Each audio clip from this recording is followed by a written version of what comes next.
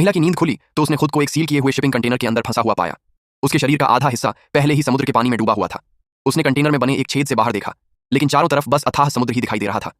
इसी बीच उसी छेद से लगातार पानी अंदर आता जा रहा था। अचानक उसे एहसास हुआ कि उसका फोन अभी भी उसके पास है।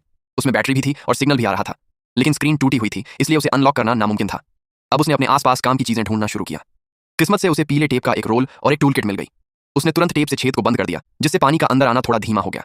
इसके बाद उसने लकड़ी के बक्सों को जमाकर एक अस्थायी बिस्तर बना लिया, ताकि उसे ठंडे पानी में खड़ा न रहना पड़े। रात में अचानक तेज हलचल होने लगी। एक विशाल व्हेल कंटेनर के पास आ गई और पानी पर जोर से टकराने लगी। उसके झटकों से कंटेनर हिलने लगा और महिला बेहोश हो गई। जब उसे होश आया तो टेप निकल चुका था और पानी फिर से तेजी से अंदर भर रहा था। तभी उसकी नजर एक प्लास्टिक डिब्बे की रबड़ सील पर पड़ी। उसने चाकू से उसे निकाला और छेद में फंसा दिया, जिससे पानी रुक गया। इसके बाद उसे टूलकिट में एक पाइप मिला। उसने पाइप को बाहर की तरफ डाला और प्लास्टिक डिब्बे से पानी बाहर निकालना शुरू कर दिया। फिर उसने टेप से पानी का स्तर निशान लगा लिया। कुछ देर बाद उसे भूख लगने लगी। उसने अपने बैग से आखिरी ब्रेड और पानी निकाला, लेकिन जल्द ही सब खत्म हो गया। अब वह उम्मीद खोने लगी थी। तभी उसे एक जहाज का हॉर्न सुनाई दिया। उसने मदद के लिए चिल्लाया, लेकिन जहाज बहुत दूर था। उसे समझ आया कि ऊपर गए बिना कोई उसे देख नहीं पाएगा। यह सोचकर उसने ड्रिल निकाली और दीवार में छेद करना शुरू किया। वह पूरे दिन काम करती रही, लेकिन आखिर में ड्रिल की बैटरी खत्म हो गई। अब वो पूरी तरह थक चुकी थी। रात में तेज बारिश शुरू हो गई।